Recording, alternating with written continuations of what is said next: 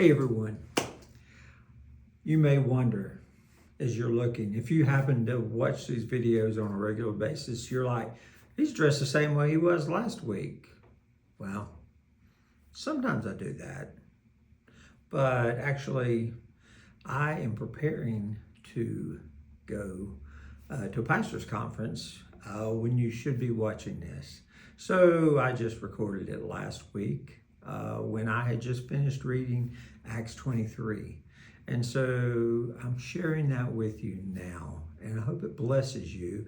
I wanted to go ahead and share it, make this video and share it, because I don't know that I ever spend a whole lot of time talking about some of these specific chapters right here, where Paul has been detained and they've arrested him, and they really seek to kill him when he travels back to Jerusalem. So let's read a little bit about that and see what we can maybe learn from it, okay?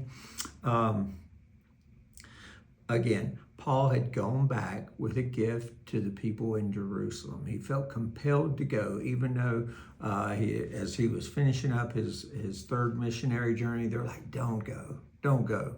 Yeah, it's going to be bad news when you get there. And Paul's just like, am I afraid to finish? Far be it from me to cower at finishing the work that God has called me to do, is essentially what he said. And he goes on.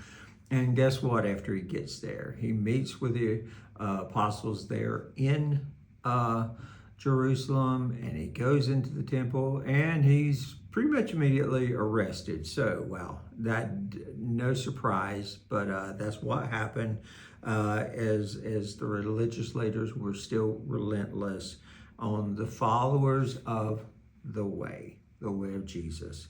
And so anyway, so let's pick up then as he was standing at trial before the Sanhedrin and the chief priest in Jerusalem. It says, Paul, in verse 6, this is chapter 23, verse 6, then Paul, knowing that some of them were Sadducees and others Pharisees, called out in the Sanhedrin, my brothers, I am a Pharisee, descended from Pharisees. I stand on trial because of the hope of the resurrection of the dead. When he said this, a dispute broke out between the Pharisees and the Sadducees, and the assembly was divided. The Sadducees, it gives an explanation in verse 8. The Sadducees say there's no resurrection and there are neither angels nor spirits, but the Pharisees believe in all these things. Verse 9 says, there was a great uproar, and some of the teachers of the law who were Pharisees stood up and argued vigorously. We find nothing wrong with this man, they said. What if a spirit or an angel has spoken to him? The dispute became so violent that the Roman commander in Jerusalem, who had seized Paul so they wouldn't kill him the previous day,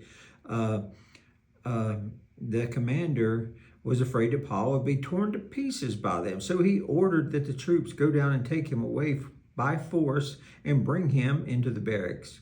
The following night, the Lord stood near Paul and said, take courage. As you have testified about me in Jerusalem, so you also must testify about me in Rome. It says the next morning the Jews formed a conspiracy and bound themselves with an oath not to eat or drink until they had killed Paul. More than 40 men were involved in this plot. They went to the chief priests and the elders and said, we have taken a solemn oath not to eat or drink until we have killed Paul. So, wow. Pretty intense, isn't it? I'm reminded as I read that, I was reading that just this morning, and I was reminded that of Jesus' teaching in Matthew, let's see, I have it written down, 10:6, where Jesus said, be as wise as a serpent, yet as innocent as a dove. And I think this is one of those cases here Paul exercises this, and he actually divided his enemies while he's on this trial before the Sanhedrin.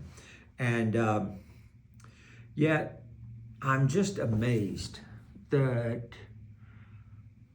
at their vicious minds of humanity, they're divided by a petty argument, and while a life, the life of a man standing before them was in the balance. And it's not just here in where we're reading, but it went on into the next day. There were 40 people willing to ambush Paul's escort and to yet another meeting with him and kill them before there's any trial, just to go ahead and kill him. They don't want justice. They want revenge, and they think they're very zealous for God, so they think, and they're just going to kill Paul and wipe him away from the earth. They want to kill him. I'm just blown away. Away with him. Get rid of him. It takes us to Jesus' trial, doesn't it? Where the religious leaders stir up the mob and they're shouting, get away, get him away, kill him, don't let him go, Pilate. And we're reminded of that. Humanity can be cold and callous and self-serving. But I got one verse out of all those I read to you, and I just thank God that He's in control.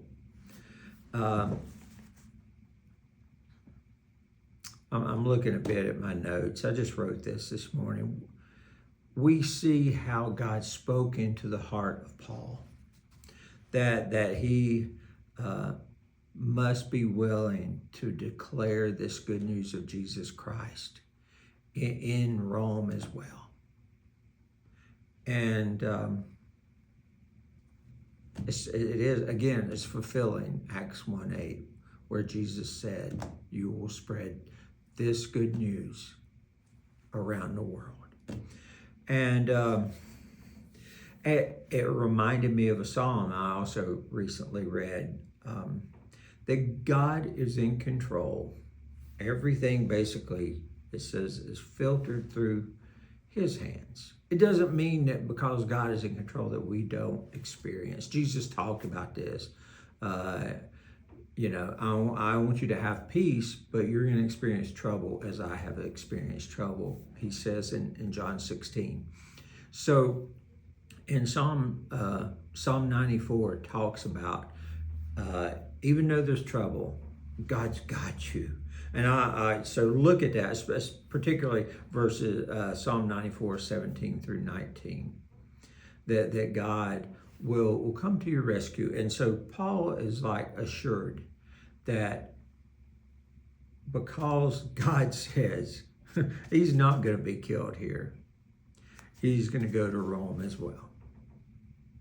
And the Jerusalem religious leaders won't have their way, even though they very coldly and callously have plotted to kill him. He would indeed see his way through that and go to Rome and talk about Jesus there. The only thing I can say, and maybe we should say, is thank God, because we underestimate the violence that's within us.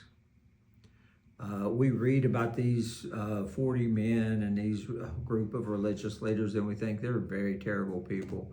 And the truth is, somewhere deep inside of all of us, that's why Jesus came, to give His life, to fill us with His Spirit, that we may walk uprightly and live in a way that would honor Him. He gives us His Spirit to indwell us and help us to do that, because in and of ourselves, we're really not different at the core of a self-serving heart, like we read about today. But God is in control. And I pray that whatever you're going through today, that you will remember God is in control. God bless you.